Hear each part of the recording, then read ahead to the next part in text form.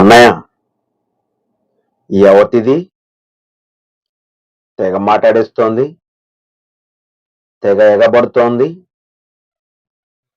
ఇది పుట్టకుంట ఈ లయ్య ఖండం ఓడాల్సి ఉండే, వాడలేదు వాడు. అనవసరంగా పుట్టింది.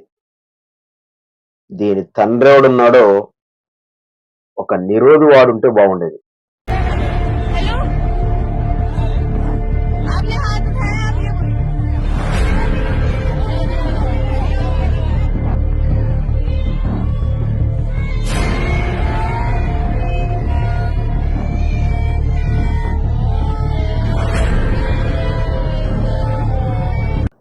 అభం శుభం తెలియని పాస్టర్లు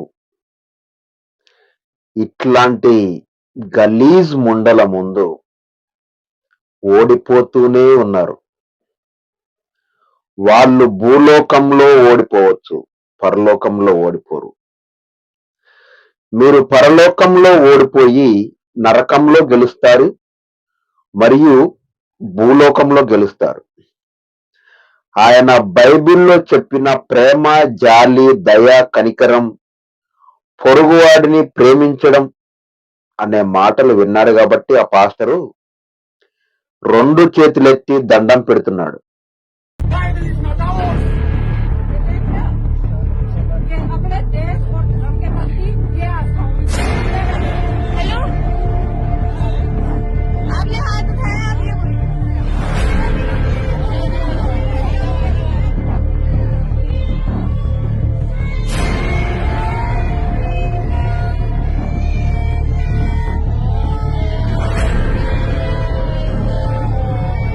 బైబిల్ నాట్ అవర్స్ అని మొత్తుకుంటున్న ఆ బక్క గుండోడు బైబుల్ నాట్ అవర్స్ అంటే వానమ్మ మొగుడు ఇక్కడెవడైనా దేవుడు ఉన్నాడా? ఈ దేశం వానమ్మ మొగుడుదా? ఈ దేశం వాన్ని అమ్మని ఉంచుకున్నోడుదా? ఈ దేశం వాని పెళ్ళాన్ని ఉంచుకున్నోడుదా? ఈ దేశం వానక్కని వాని చెల్లెని ఉంచుకున్నోడుదా? ఎవడిదిరా ఈ దేశం? జీసస్ నాట్ అవర్స్ అంటే దేశాన్ని, ప్రపంచాన్ని సృజించిన ఆయనది కాకుంటే నీ అమ్మనుంచుకున్న మిండడిగా ఈ దేశం? నా కొడక.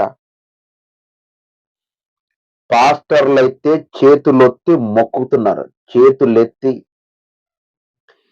తిరగబడలేక ప్రేమ, జాలి, దయ అనే బైబుల్ వాక్యాలతో ఆగిపోతున్నారు. 2010లో నాలాంటి వాడికి నీలాంటోడు కలిస్తే పుచ్చకాయలాగా పేలిపోయేది. నీ గుండు పైన ఒక్క ఎంట్రుక్క కూడా లేదు. ఆ గుండు పుచ్చకాయలాగా పేలిపోయేది. పుచ్చకాయలాగా ఎప్పటికీ పేలిపోద్ది. ఇప్పటికేం తక్కువ కాదు, ఇప్పుడు పేలిపోద్ది. అమాయకమైన పాస్టర్లు ప్రేమ, జాలి, దయ, కరుణ అనే పాస్టర్ల మీద ఎగబడుతూ, తిరగబడుతూ, మరగబడుతున్నారే. మాలో కూడా రక్తం ఎగబడుతూ, తిరగబడుతూ ప్రవహిస్తోంది. నీ తల, నీ పుచ్చకాయలాగా పేలిపోకముందే అర్థం చేసుకుంటే బాగుంటుందిరా కొంచానా కొడకల్లరా. వాన పాముల్ని చంపితే ఏమొస్తోందిరా? కన్న తల్లి, కన్న తండ్రిని చంపితే ఏమొస్తుంది? పాస్టర్ అంటే కన్న తల్లి లాంటోళ్ళు. కన్న తల్లైనా కొడుకుని చెంప మీద కొడుతోంది, కన్న తండ్రైనా చెంప మీద కొడతాడు, కానీ పాస్టర్ అలా కొట్టడు. యేసుక్రీస్తు ఎలాంటి ప్రేమ చూపించి సాక్షాత్తు దేవుడు తన ప్రేమను నిరూపించుకోవడం కోసం శిలువలో రక్తం కార్చి ప్రాణం పెట్టిన విధంగా పాస్టర్లు 2 చేతులెత్తి దండం పెడుతూ ఉంటే అది ఆడగా, దాన్ని ఆడదనాలా? దానయ్య ఖండం పెట్టుకొని దాన్ని కనకుంటుంటే భూమిపైన ప్రశాంతంగా ఉండేది. దానయ్య ఒక నిరోధి వాడితే బాగుండేది అనిపిస్తోంది నాకు ఆ వీడియో చూసిన తర్వాత. ఒక మగాడి పైన ఒక ఆడది అలా ఎగబడి తిరగబడుతోంది అంటే, మీ ఇంట్లో గంజాయి అమ్ముతున్నాడా? మీ ఇంట్లో మనుషులకి కొకైన్ అమ్ముతున్నాడా? మీ ఇంట్లో మనుషులకి మారక ద్రవ్యాలు అమ్ముతున్నాడా? మందు అమ్ముతున్నాడా? బీడీలు అమ్ముతున్నాడా? సిగరెట్లు అమ్ముతున్నాడా? వ్యభిచారం చేయమని నేర్పిస్తున్నాడా ఆ పాస్టర్? పండగ చేసుకుంటున్నాడు, దేవుడి పండగ.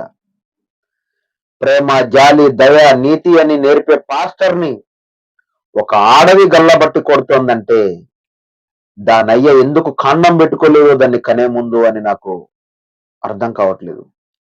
దానయ్య దానికి ఎందుకు నిరోధి వాడలేదు అది పుట్టకుంటా అనేది నాకు మైండ్ బ్లాక్ అయిపోతుంది. ఒక పాస్టర్ని పట్టుకొని సాక్షాత్తు దైవంతో సమానమైనటువంటి పాస్టర్ని గల్లా పట్టుకొని కొడటానికి ప్రేరేపిస్తోంది అంటే అది ఆడది కాదు, అది మరొకటి. मैं ये पूछना चाहता हूँ मिस्टर फादर से, चर्च का फादर से मैं पूछना चाहता हूँ कि जीसस क्राइस्ट का ग्रंथ का नाम बताओ। ग्रंथ करके नहीं है। हाँ हाँ, क्या है? द गॉस्पेल ऑफ जॉन्स, वो सब क्या चीज है? बाइबल क्या चीज है? धार्मिक ग्रंथ है। ये कहाँ से मैन्युफैक्चर हुआ है? जस्ट टेल मी कहाँ से मैन्युफैक्चर हुआ है? Of course, it was not printed in India. Bharatvarsh में ये पैदा हुआ ही नहीं था। विदेशी क्रिश्चियन लोगों का, विदेशी भाषाओं का बाइबल हमारे इंडिया में चलेगा नहीं। हमारा क्या है? चारों वेद है, मनुस्मृति है, उपनिषद है। हम कोई भी क्रिश्चियनों का बाइबल को फॉलो नहीं करेंगे। Am I clear? बोलो। ओम भूर्भुवस्सुः तत्सवितुर्वरेण्यं भर्गो देवस्य धीमहि धियो यो नः प्रचोदयात्। ओके, जय Shri Ram. Jesus Christ is not hours. हमारा कौन है? राम भगवान। Am I right? చూస్తా కూర్చుంటే మగాడైనా ఆడదైనా ఇంట్లో గిన్నెలు తోముకొని బట్టలు ఉతుక్కోవడానికి తప్ప దేనికి పనికి రాకుండా పోతాం. యుద్ధానికి సిద్ధంగా ఉండాలి. యుద్ధానికి అనవసరం. తప్పెవరిదనే విషయం, కారణం ఏదైనా లక్ష్యం, గెలవటం ప్రధానం. ఇది ఆదర్ల రవి మాట. నా మాటే వేదం, నా మాటే శాసనం. నువ్వు క్రైస్తవుడు అయితే ప్రేమ జాలితో ఉండొద్దని నేను చెప్పట్లేదు. ప్రేమించేవాడిని ప్రేమిస్తూ గౌరవించు, ముందుకు సాగు. నిన్ను హింసించే వారి కొరకు ప్రార్థించమన్నాడు, ప్రార్థించు.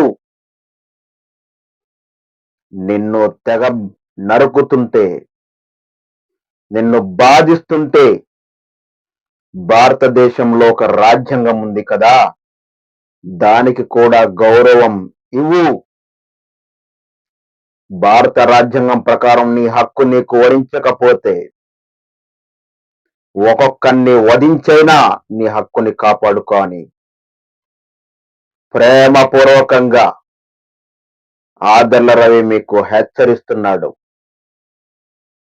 జై బోలో యేసు మహారాజుకి జై.